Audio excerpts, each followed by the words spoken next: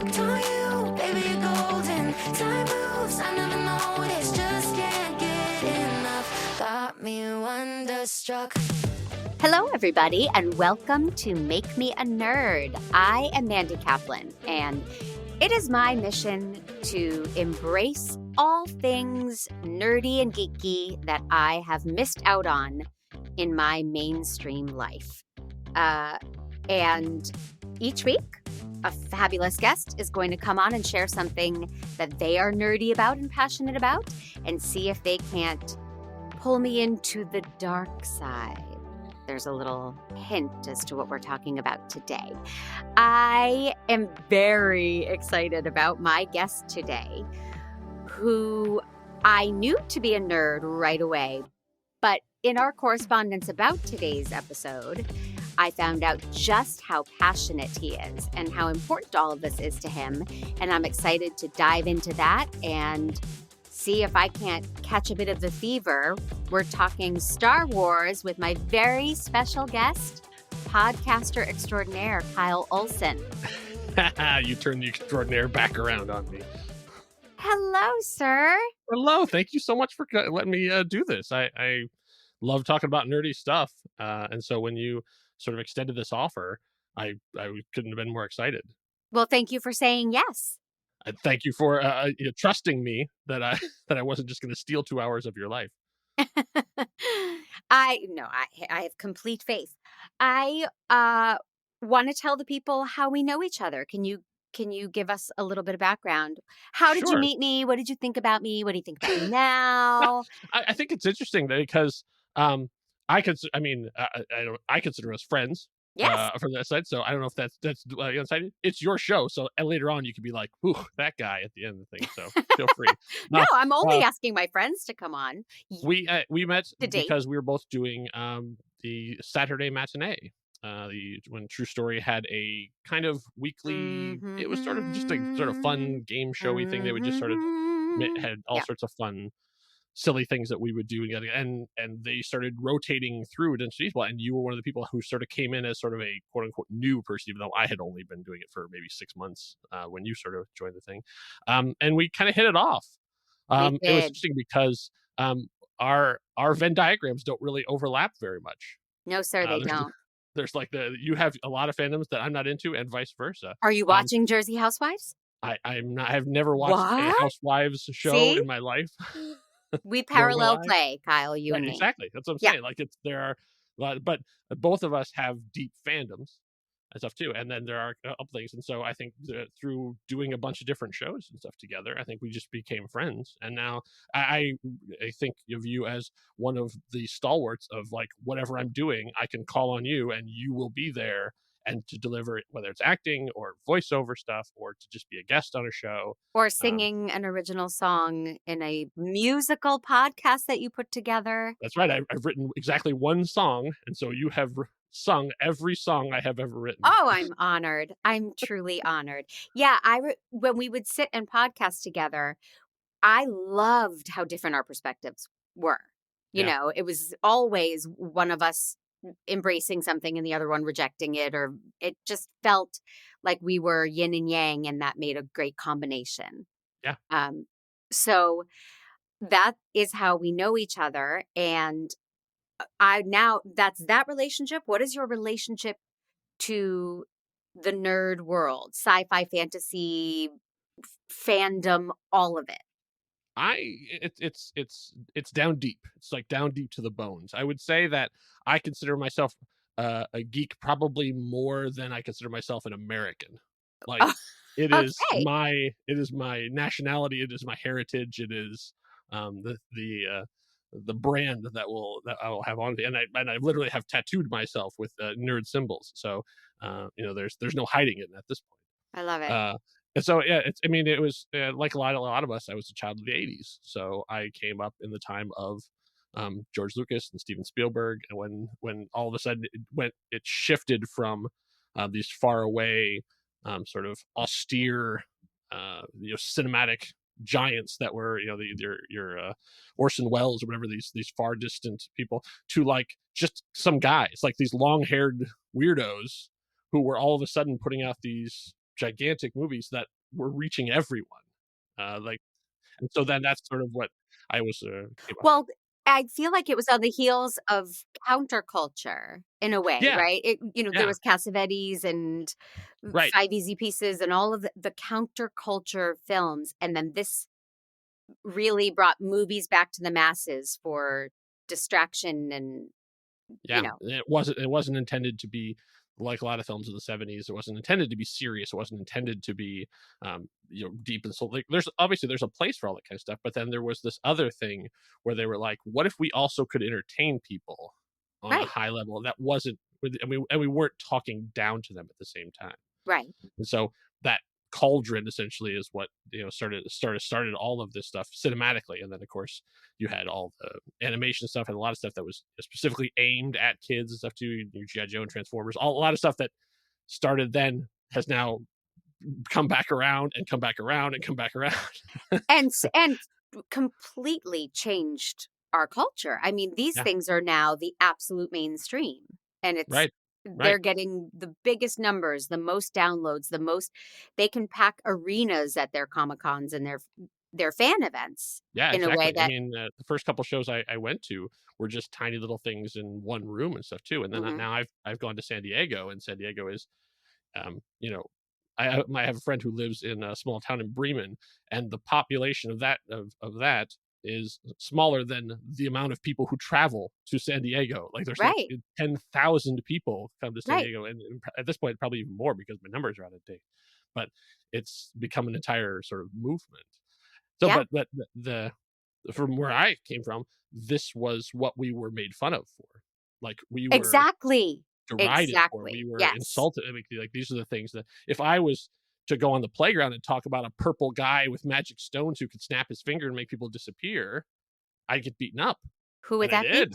Is that But Barney? now that's the number one greatest box office hit of all time, and so you kinda go, Wait, "Wow, who's the look how purple far guy we've who can come." make people disappear? Right, that's Who? No, Thanos. who is that? Who? Thanos. Thanos is the main villain of Avengers Endgame, which I know we're not talking about Marvel, but Right. he's the main bad guy in Avengers Endgame, which is the highest grossing film of all time. Is that not also what Elizabeth Holmes called her blood machine? That's Theranos. This is Thanos. Theranos. Okay. Yeah, Okay. This is how out of touch I am with the Marvel universe and yeah. with We'll get this. there. I We'll know. get there. It's on the Ease list. me in. So I said to you, pick anything. Pick Yes. something you want to indoctrinate me with. And Yeah. you, of course, picked Star Star Wars. Wars, Yeah. A New Hope, the original. Yes.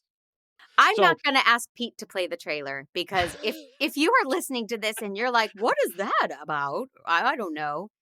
You plus, got I think bigger if we issues. play even like 3 notes of John Williams' score, I think we get a takedown notice from Disney.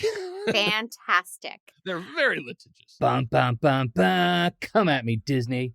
But yeah, so that when you started wanting to talk, I started. So let me talk to the nerds out there just for a minute to tell you sort of what I did. So The what I rest of us will chose, be over here listening to Taylor Swift on our yeah, headsets while you talk to the nerds, and exactly. then you Just give to me a let them, visual I just want cue. to let them know what it is, what I picked, and Yeah, what version of it, because we'll get yeah, yeah. into exactly why. So the version I picked for Mandy to watch was what's called the 4K 77. So for those of you who aren't as super into the Star Wars thing, Star Wars was just called Star Wars at the time, and then it became Star Wars: A New Hope when it got super popular and they were going to do sequels. So it became Star Wars Episode 4: A New Hope, even though it was the very first movie they ever put out. In the years that followed, George Lucas has gone back and re-edited the movie and added new stuff and changed stuff around. I think there's like 6 versions of it if you really do the full count. I didn't want Mandy to see any of that. So the version I chose was called 4K 77, which is a bunch of fans have tracked down original prints of Star Wars before the editors got a hold of it, and they have digitally scanned it in at 4K resolution and gone back to the original. So it doesn't have any of the enhanced effects or sound effects. Oh, It I is, see. but it is gorgeous, and it basically has the exact look of what you would have seen, actually probably better than what you've seen way back in 1977. So that's what I wanted you to see, is the most pure experience you can, as opposed to like later on when they add in all sorts of CG nonsense and extra songs and all this other stuff. Right. So, full disclosure, you also said it's only available on Plex. And then I am so not nerdy, I couldn't even figure out how to get Plex, and I had to call in enforcements who did it. I watched the original. I followed my assignment to a T. So I'm proud of just that alone. Perfect. I mean, it is streaming on Disney Plus technically, but I didn't want you to watch that one. I wanted you to watch this one. So here's my relationship with Star Wars. I was very, very young when it came out. My mom says I was 2, but that's not possible just by the year I was born and the year it came out. Sure. So she's an asshole and never cared about me. She said when I was just verbal, 3, 4, whatever, we were walking by a store and I stopped her. She was holding me. She remembers holding me. And I pointed in the window and I said, Princess Leia, Chewbacca, Luke Skywalker, Han Solo. And I knew every character and I loved Star Wars. And I remember coveting my friends' Star Wars toys because I grew up in a family where they didn't do a bunch of toys like that. Again, didn't love me. So I would go to my friends' houses and play for hours with their Death Stars and their Millennium Falcons. And I was very into it. And I remember the moment I think I stepped away from it. And it's deep and psychological. Are you ready? Oh, yes, absolutely. At the end of Empire Strikes Back, as they lowered Han into the carbonite, I had nightmares for months. Yeah. I imagined myself, what would I do if I were being frozen? It gets me even today. It gets me like too anxious. And I know I saw Return of the Jedi, but after that, it was like something shut down in me and I could no longer be in that world. So now as an adult, I can't do the carbonite thing, I think, but I could definitely handle this first one. I've seen this first one with my son. Okay, good. Because I care about my son. So I had seen this when he was 4 and then again when he was 7 and maybe once when he was 10. But I had never watched it with a critical eye. I had never watched it to discuss it. I had only gone on the journey. And so that's where I am with Star Wars. And I have to say, when it starts and the words are flying up my screen, I started to giggle because I have seen Spaceballs 100 times and I love Spaceballs so deeply. So now I'm seeing it through the lens of Spaceballs, and Spaceballs makes a lot more sense to me now.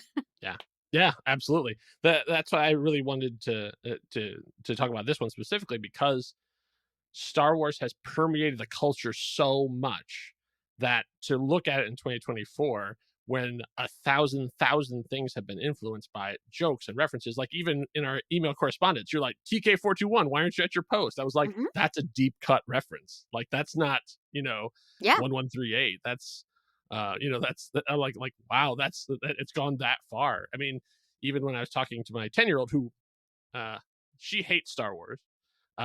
Kyle, my deepest condolences. Well, I have one kid who loves it and then one kid who doesn't. And the reason is, you mean you have a favorite very kid valid. and it's similar to your carbonite thing. Christian Finnegan had a bit in one of his comedy acts. He says, it's not that I hate the Red Sox, it's that everyone who beat me up was wearing a Red Sox cap. And so every kid who's teased her and tormented her has been a Star Wars fan. Interesting. And so it's like, oh, okay, I get it. So I have not pushed anything. But she was asking me about it, like, hey, what, because Star Wars is everywhere and it's all over our house. It's, it's tattooed on my body.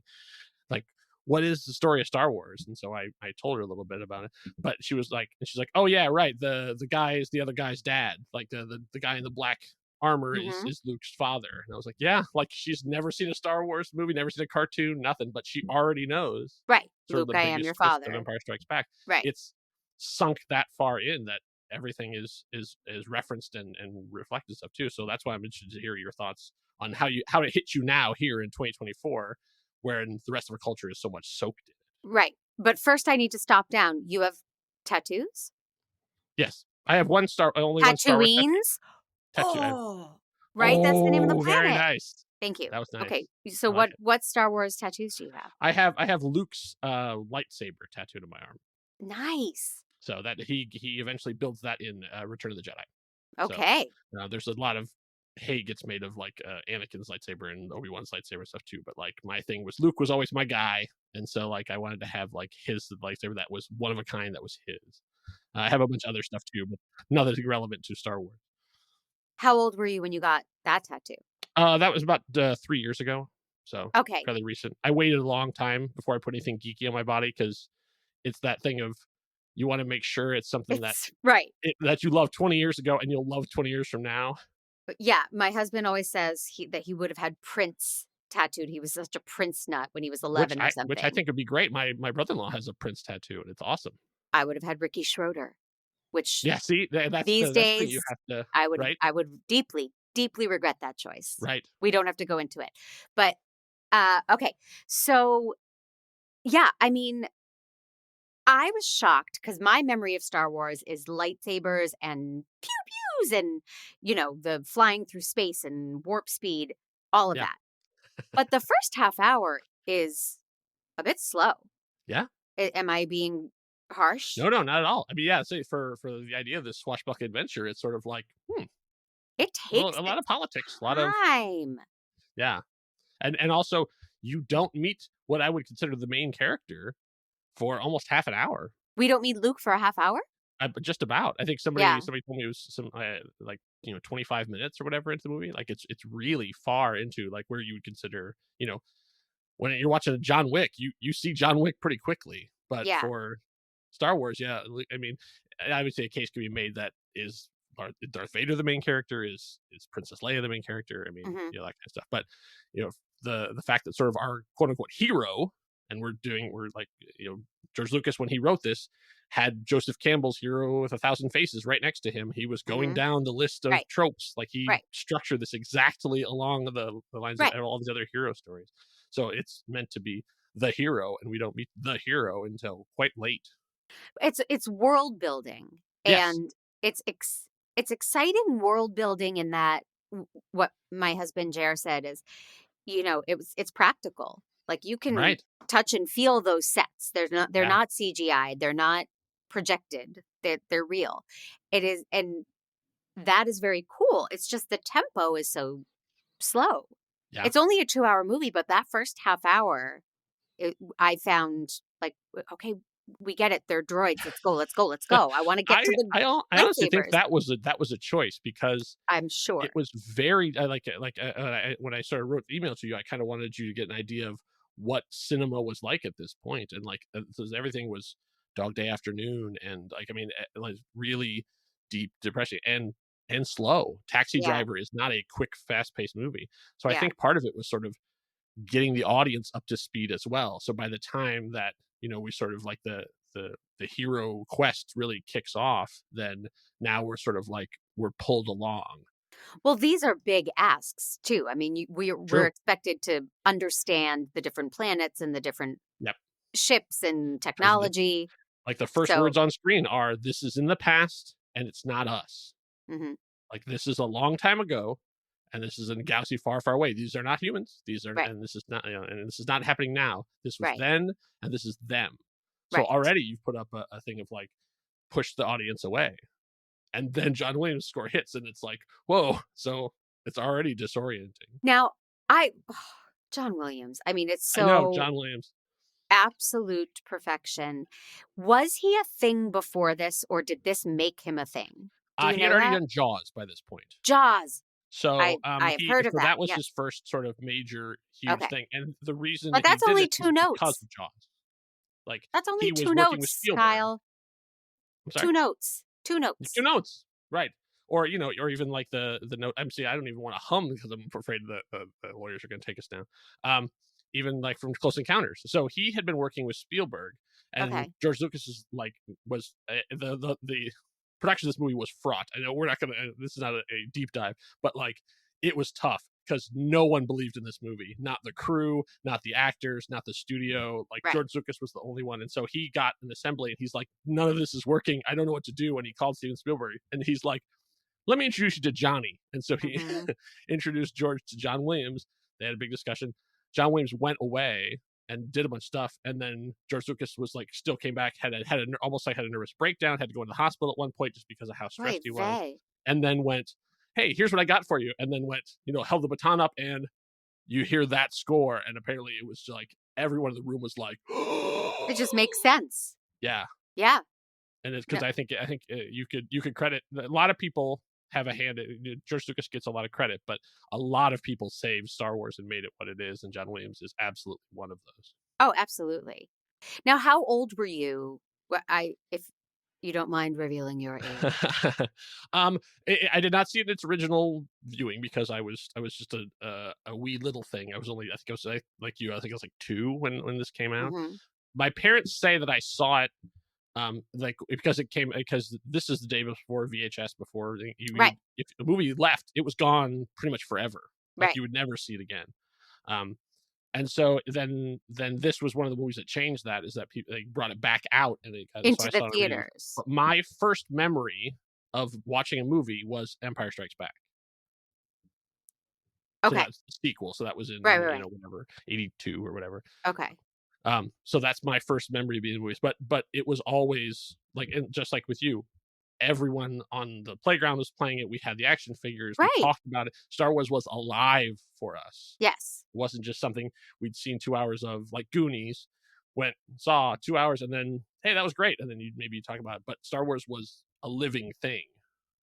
Yeah. Yeah. I mean, the world he created is so thorough. It's just Yeah. remarkable. But it's also so nonsensical that Yeah. I'm shocked that the world at large was like, okay, yeah. I'm on board. I'll buy that. Whatever Yeah. Darth Vader's all ticked off about, sure, Yeah. I'll buy that, because I'm a relatively intelligent adult, and I was lost by some of the plot. Oh, were you? Okay. I was gonna say, I Yeah. usually think of it as sort of being simplistic in terms of, like, it's very primary colors. Like, these are good guys, those are bad guys. Sure. There's no nuance. But I want a little more. So Sure. I couldn't tell you why Vader wanted to destroy that planet and what the history was. Yeah. It's a lot. It's a lot of words we've never heard before, Mhm. and concepts thrown at us, and Spaceballs simplified it in such a beautiful way, right? There's one other planet. They're going to steal all the air from it. Yeah. Unless they pay them billions of space bucks, or Which, right? by the way, a recent Marvel movie used that exact same plot, and they meant it seriously. So Oh, it all hello. comes back around. I have heard Marvel movies have gone downhill in their Yeah, when you're quality. stealing plots from Spaceballs, you kind of have to go, maybe we should take a step back. Yeah, let's all have a think about that. Yeah.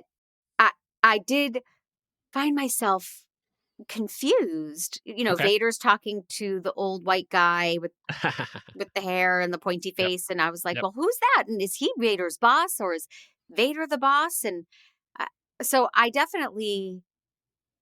feel like there needs to be a companion audio guide. Oh with God. it. Be careful, because there is. Okay, I'm sure. I mean, that dude, that's Tarkin. He has an entire novel dedicated to him. He's shown up in Okay. the animated series. Like, I mean, you pick any character from this, and there has been a video game, a story, a short story, maybe even a song about Right. them. Right. Like, this is just on the surface. Like, there's so much the deeper that goes, and that I don't want to even scare you with how how deep it goes, because I don't even know if I've been to the bottom yet. Right. And when Lucas created this movie, did he do it knowing it was a trilogy, or did he do it and then it hit big and he thought, ooh, I can tell this story for the next he 40 hoped years? it. I mean, that's kind of what's the great thing about it, is that he thought up, and obviously he pulled from a bunch of different sources. You can see elements, if you dig into, you can see elements of Dune, and you can see, like, from the novel, and Buck Rogers, and all of these things that he sort of put together and remixed in his own way. Mhm. But he had arced out essentially like what he wanted to do for 3 movies. Right. They say that he did it for 6. I don't know if I believe that, because when we get to episode 1, 2, and 3, it's like, there's no way that you were like thinking about Jar Jar Binks and Darth Maul in 1977 when you were just trying to get the British crew to not take a tea break in the middle of the day. Right. Another deep cut. Sorry. No, I've heard, I can't remember what podcast I listened to, but I've heard a ton of what you're talking about Yeah. tensions on set and, just how Yeah. everyone was So, feeling about all of this. oh yes. That's what I was saying. Like, so George Lucas had to fight to get this made. After that, then sort of he built the mechanism, and then the mechanism is running, and now then it became a juggernaut, and even he couldn't control it. Right. Then he just took his $4 million and went away. $4 billion. Yeah, I was gonna say, yeah. missed the letter there. But yeah, so he had essentially, like, for our purposes, he had these 3 movies roughly sketched out. Like, there's a couple things that I think show up later in 2 and 3 that I don't think he actually originally intended, but that's just, fan theory stuff. But I guess my think he question really is, did he always know Luke and Leia? I almost said Laura.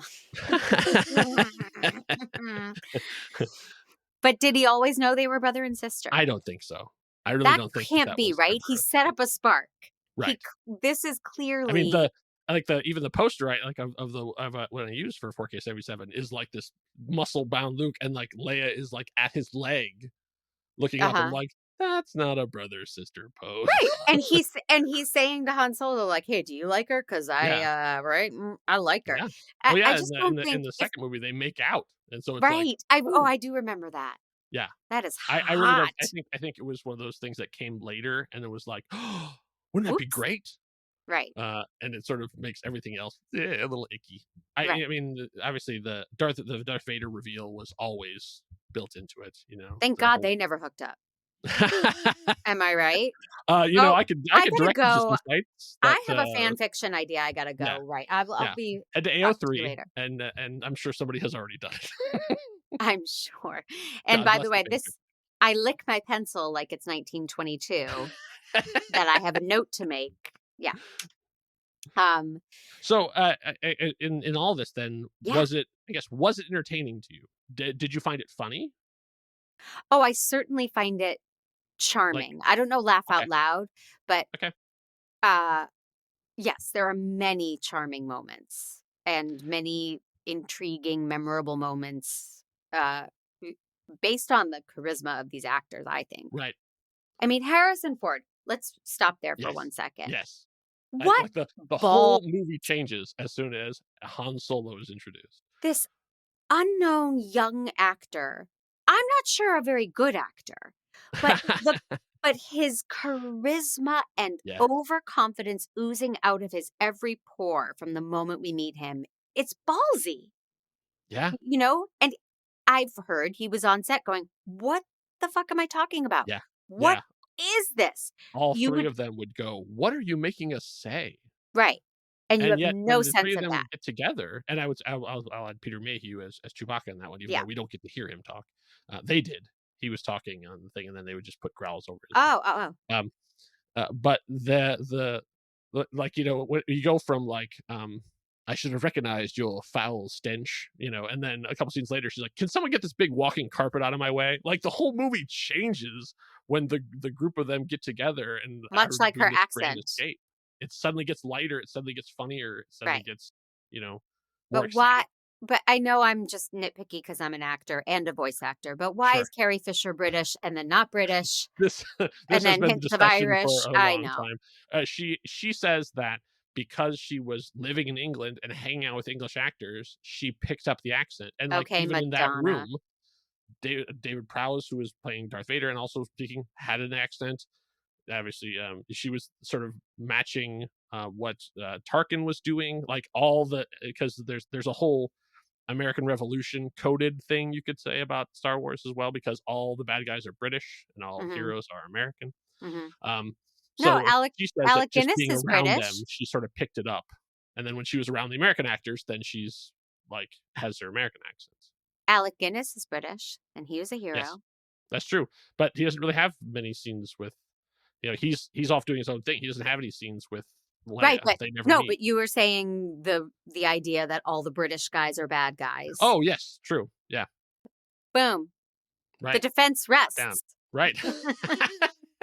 There's a lot actually George Lucas recently said that he was thinking more about Vietnam than he was about the American Revolution. Like That makes that sense. the rebels are the Viet Cong who are fighting against but there's many books and treatises and term papers have been written on parallels and politics. I don't get into all that stuff. I just enjoy watching movies. Well, now I have been around Mandy Fabian from the Man Cave too long, and she is a Brene Brown, soul-searching, laws of attraction, Mhm. power of positive thinking person. Blech. And so, what is the Force supposed to be? Those things? Is allegory the right word? Is it an allegory for the power of positive thinking and using the force of your mind and heart and soul to move mountains? Or am I Yeah, just I think it's more I guess more Eastern philosophy of getting it like chi and getting in touch with like being in tune to the universe as opposed to doing. And I think that's if you get deep into like dark side versus light side, the idea is that the light side essentially are in harmony with nature. They're using nature to like push things around, move things towards them, move themselves out of the way. Whereas the dark side is everything is coming from inside. It's fueled by their hate. It's fueled by their rage. So it's everything is internal, and then also then it destroys their body. So the more power they use in it, the worse they look. So that's why you see the Emperor's all shriveled, and Darth Vader obviously is a guy in a walking iron lung. I mean, like they're because all their stuff is basically they're tearing themselves apart by doing all of these things. So they're consumed by this. So it's that external versus internal. So that sort of like they're yeah. into which side of chi, but they're two sides of chi, and like and they're you're seeing this one. So there's yin and yang, as we talked about here in the intro. That's us, right? That's us. Right. So Meanwhile, like, so not it's not necessarily good or bad. It's just they're balanced. So that's the whole thing is becomes a recurring theme of this is balance. So well, like things are out of balance at this yeah. point. So like there's more dark energy than light energy, and so like that's what we're seeing now is it flipping.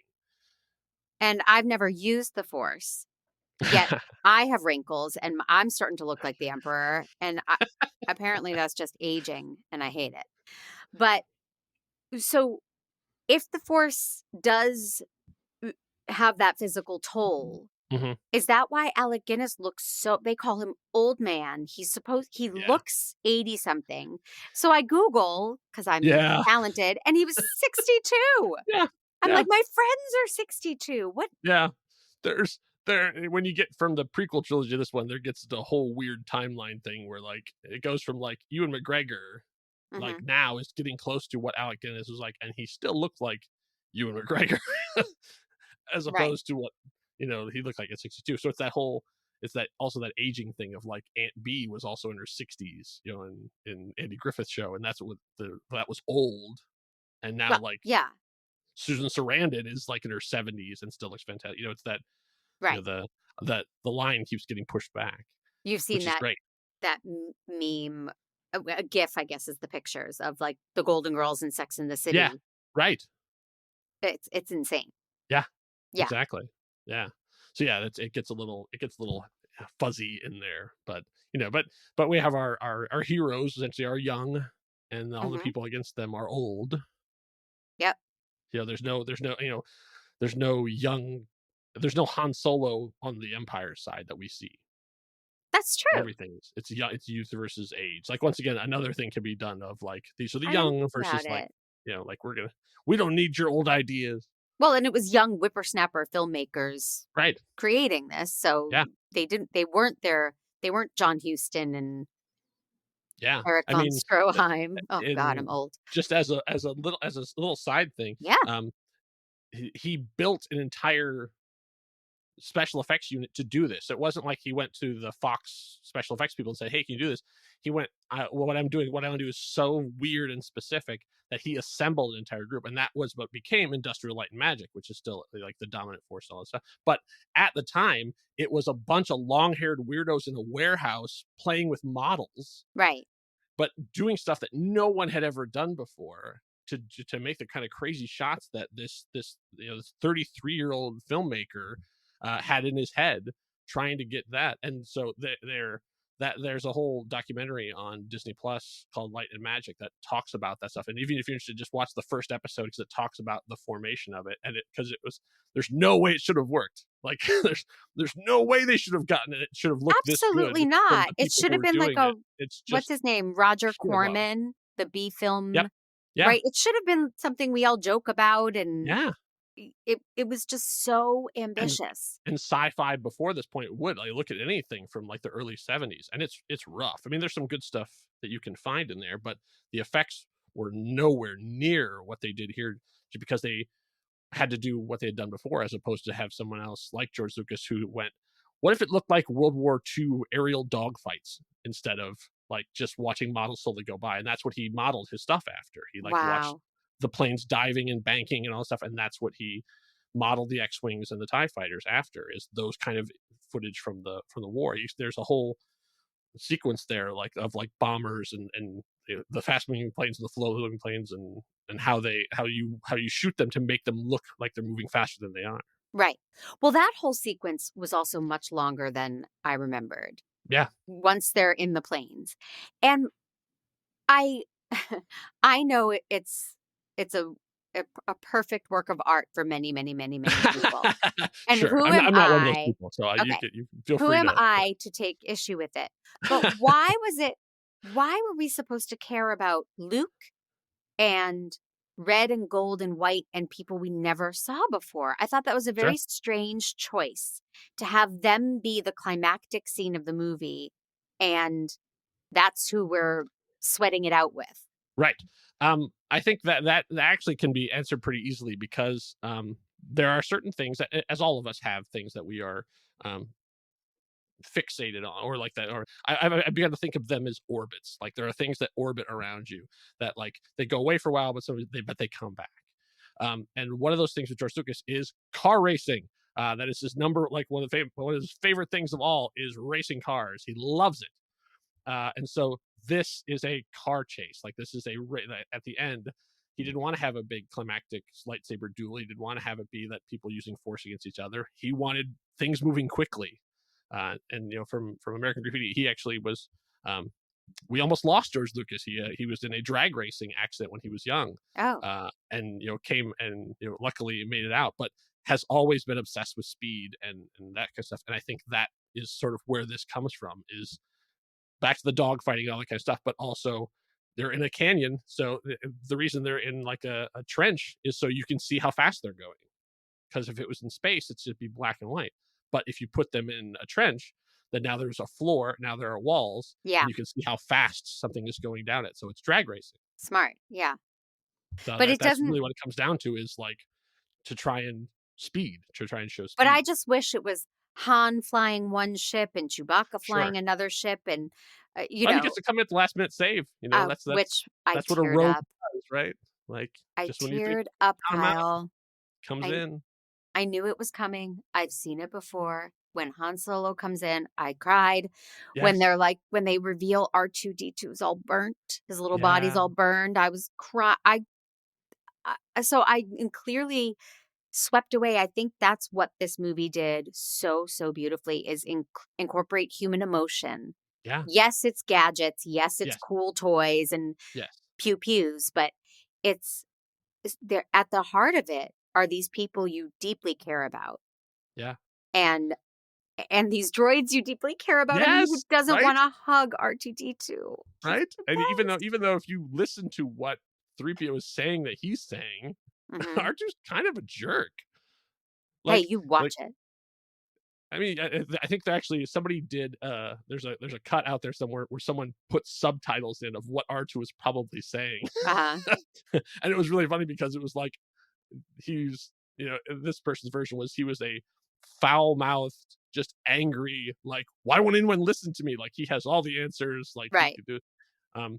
At one point, like 3PO says something about like, don't call me a mindless philosopher. Well, that means R2 was like, shut up, you mindless philosopher. True. Like true. He's really sassy, and we don't really get to see that a lot with especially essentially a tin can, like a garbage can on legs. But he has so much personality. That's genius.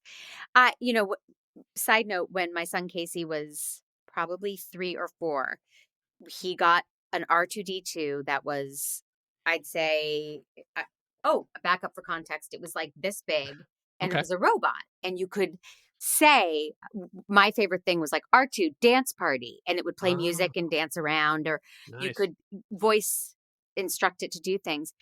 And I will never forget, Casey had a little friend over. I'm in the kitchen and probably watching The Bachelor or some such thing. And Casey, I hear bang, crash, mom. And I go running in, and they had decided to see if R2 could carry their drinks. This Oh, little sure. robot. So there Nice. were cups of water all over the floor, and R2 looked very upset and ashamed. He could play hide and seek. He was cool, but he was very limited, Yeah. and he did not last long. But, those Rest toys in were peace, always so small cool, R2. and then nothing. Yeah, And then we had exactly. a BB-8 that I'm sure was haunted, because it would you would just walk by it, and it would be like, "Boop, boop, boop, boop," and the little head would move a little bit, and it was, yeah. So at what point did you find yourself getting swept up? It, 'Cause it, it feels like I feel like it got you at some point that you were like, I'm in it now. I mean, once, for me, it's once they rescue Leia. Yeah, And I remember I wanted to be Leia as a for kid. sure. And I remember when they found her asleep in the little Mhm. dungeon, or whatever, the prison cell, and they swoop her up. I like that she was very ahead of her time for me. Yes, Yes. she needed rescuing, but then she grabs that gun and starts taking aim, and she has ideas, and she's not just squealing helplessly. I know Yeah. she needs rescuing at times, but she was also a badass. So I think when the three of them are together, that's the magic for me. Right. Yeah, I And there agree. are many other delightful moments, but I found myself like, okay, Uncle Owen talking about the moisture farm, let's go. Like that is hard Yeah, for me to sit through. yeah. I mean, that's the thing is having watched it, I don't know, I can't even tell you how many times How I've seen many? it. I would say probably over 100, Wow. because at one point when I was, like a kid, probably when I was 10 or 11 or so, I taped it. So on a VHS tape, they Yeah. showed it on television. Mhm. So I recorded it. And so then I had it. Then I had a Right. copy of it. And like 'Cause- that, as I say, as I'm talking about this, there's a wall of DVDs behind me. That Right. began Right. an obsession where it's like, and now that it turns out that now I get to, it pays off, because I can be like, yes, I can pull it off my wall and watch it. If there's no guarantee that anything will stay on any streaming service at Right. all. Yeah. Like Well, you now can't. we're back to my childhood of where my parents didn't love me. We didn't have cable. Oh, this wasn't even cable. Cue the They showed it violins. on ABC. They Like did? they showed it on, I know, because Oh, I recorded all the commercials and I didn't commercials. want to fast forward, so I Right. watched all the commercials over and over again too. Oh, okay. All right. So I would watch it over and over again, like every day. I would watch that too. So that, and there's a handful of movies that Intel then, when the real VHSs came out, you could get them, and then the DVDs, then the Blu-rays, then the digital versions, 4K. Yeah. It just keeps So, moving on. well, my last in-depth question is, Mhm. what did Lucas add? Because I remember controversy about, he went back and messed with some of the special Yes. effects. And so Sure. what did he add that pissed you off the most? That Oh. you felt ruined the spirit? Let's really stick it to him here. We'll specifically stick to A New Hope. I Yes. think the worst thing, like a lot of it was just like, there's some stuff that I actually like, I mean, and are fine. Like the lizards that the stormtroopers ride on Tatooine are called dewbacks. Mm-hmm. And so he actually created a digital dewback that then would like walk through scenes and stuff. Mm. Totally fine. Like, and the other one was literally a puppet. Like it just sat there. Right. Now you can see like, oh, you actually can see it's moving. And it was like, as a kid who had that as a toy, it was really cool to see it actually moving for the first time. And that was in '97 when he brought him back out for the special editions. But so at the time, Jabba was a character. Already all the Star Wars fans are like, oh, I know where he's about to go. So Jabba was already a character because Han talks about, I say Han like because that's how Lando says it, Han. Right. Han. So he is already a character. They already talk about he owes Jabba money. Greedo comes to collect it, and in the version that you watched, Han shot first. So in the other one, George Lucas wanted to soften that moment to make it that Han Solo, the great hero that sells a lot of merchandise, isn't a murderer. So he made Greedo shoot first. Oh my gosh. So they literally added a shot that goes above Han's head and flashes on the wall, and then Han shoots, and then the rest of the scene plays out the same way. Oh, and this has caused so much controversy over the course of all the time that so you got to see the Han shoots first version. Yes. But since then, and now the thing now, if you watch that same scene right now, it plays out the same way. If Greedo finds him and there's subtitles, so because he's speaking Rhodian, and then he does stuff, and then he goes, that's the idea, and it's I'll bring you his corpse, and it goes over my dead body. That's the idea, and it cuts to just a full frame shot of Greedo's face, and he says McClunky, and then it cuts back to them shooting each other at the same time now. Okay. We have no idea why. All of fandom is what? Yeah. What is McClunky? Because there's no subtitle or anything. Oh, so weird. They added in it's just this weird thing that they put in, and that was even later. That was the third time that they made changes. It's so strange. And do I own a McClunky t-shirt? Well, yes, I do. I'm so glad. Around the Star Wars convention, people are like, oh! If we play pool and you lose, can the bet be that you have to get a McClunky tattoo?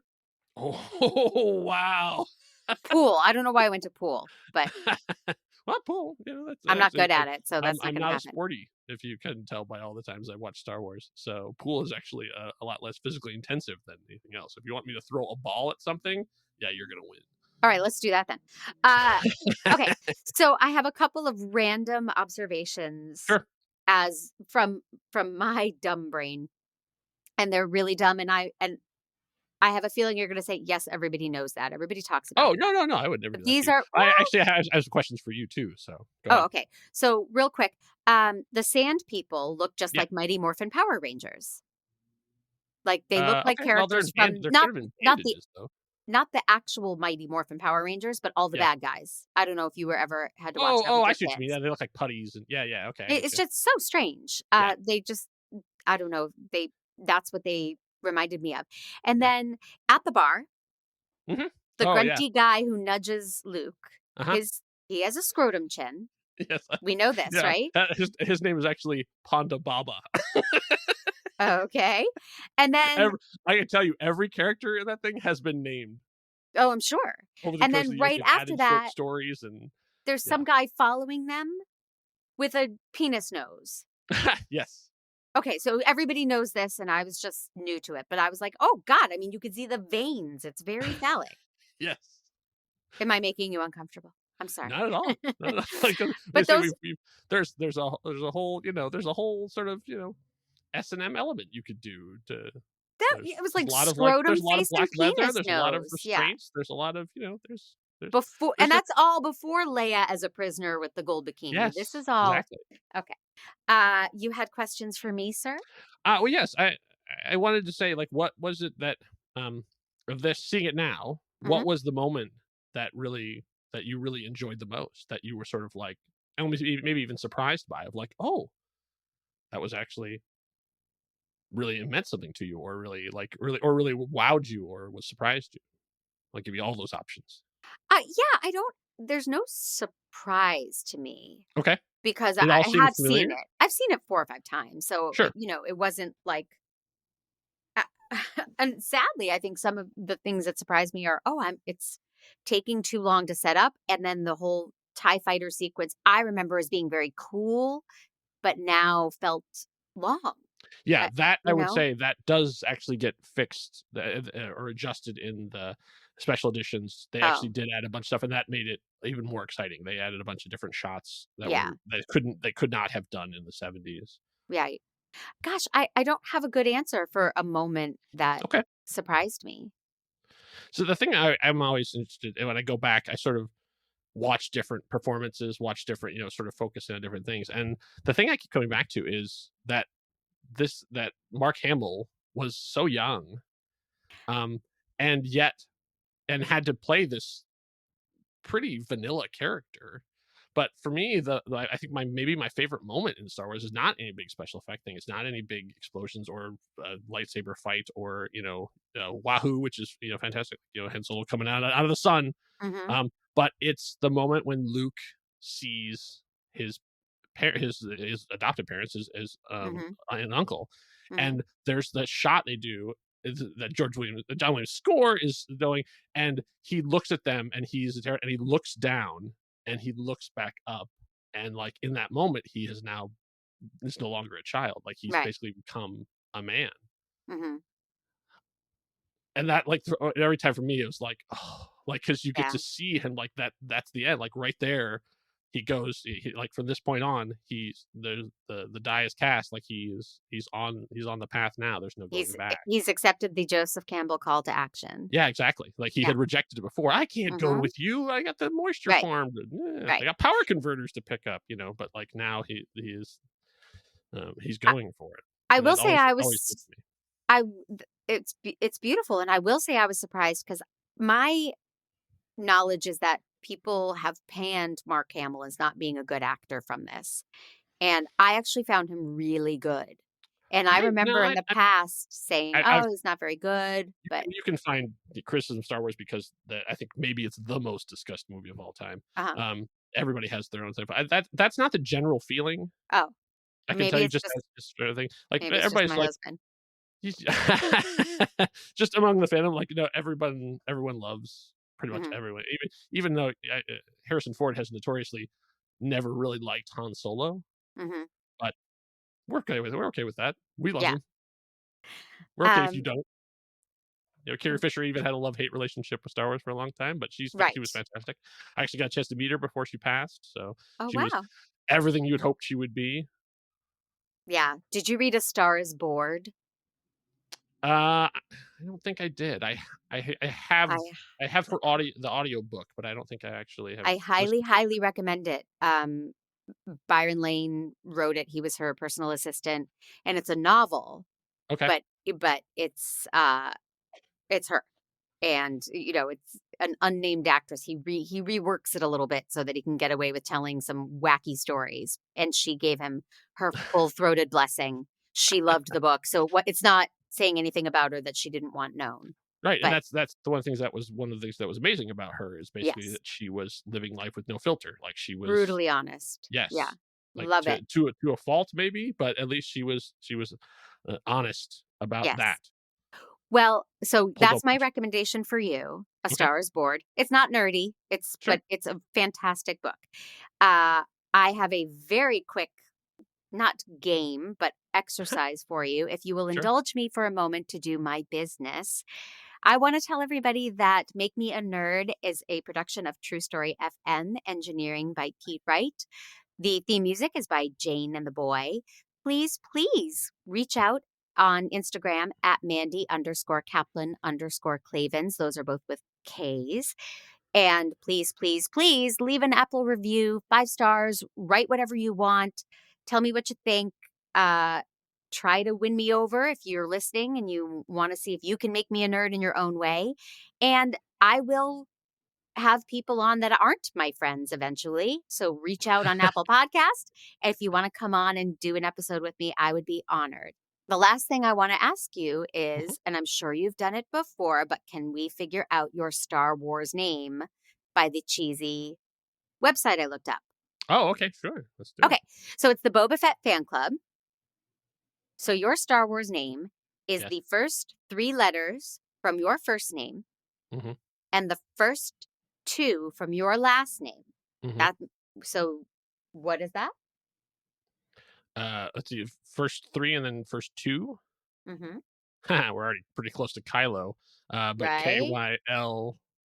So that could be Kalal or Kylol. Yeah. But yeah, Kylo is that's a thing already. Yeah. Then make your last name with the 2 first letters from your mother's maiden name. And then you sure you're not just trying to get my identity? And I need your social security number. for your droid. Trust me. No, Kyle, it's going to be great. But then the first 3 of the city you were born in. Okay. Let's First see. So it's two of your mother's maiden name. KRU and then JOL. K. That's K. the first three of First two of your mother's maiden name. Oh, it says KR. I'm playing by the rules. Okay. JOL. And JOL, yeah. Well, you're in Joliet? I was born in Joliet, yes. Oh, interesting. We're the So Blues Brothers.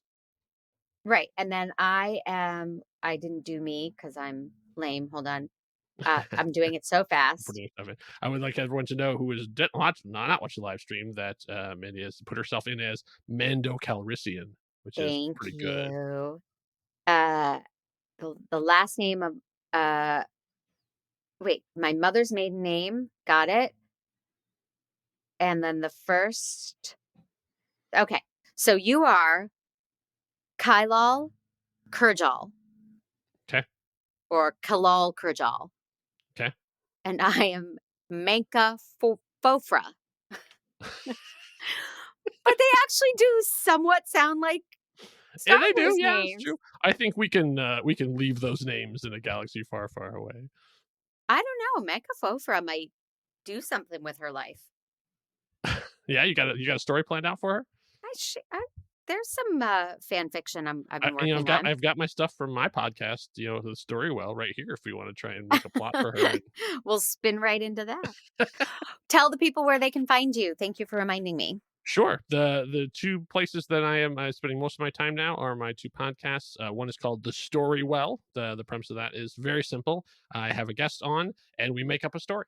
I have different prompts that to randomize or what it is to generate a plot and stuff, and then we figure out what the story is. We figure out if it's a film, who we cast in it, and then we name it. And then at the end of it, we give the idea away. So the idea becomes owned by the audience. So essentially, if you are stuck or you're interested, you're trying to find something, we're generating brand new story ideas. We're breaking the full plots and then giving them away to anyone who wants to use them. Creative Commons attribution. They're all yours. Take that, Chat GPT. That's right. When Mando was on the show, we came up with a JFK musical. Yes. That deserves to be on the Great White Way. It was good. Yeah, so it's great. It's I love it because I never know what's going to happen. It's all whatever is in the moment, whatever we're thinking about, however we're feeling. And same people can be on, and a completely new thing will come from it. Super great. And the other thing that I'm doing is I have an audio drama podcast that I write, produce, direct, all the things, called the Swashbuckling Ladies Debate Society. It is a retro radio play style show. We are on hiatus at the moment, but there are like 5 seasons that you can go back and listen to. And Mandy was a guest on that, and like I said, Anne sang. I did. Yeah, I got to do a bunch of different characters. It's so much fun. Yeah, you've been like I said, whenever I call, you are always there to answer. So I always appreciate that. And as are you. And thank you so much for being here. And everybody stay tuned and find out what I'm trying for next week. Thank you for listening. Thank you. And you as well. Touch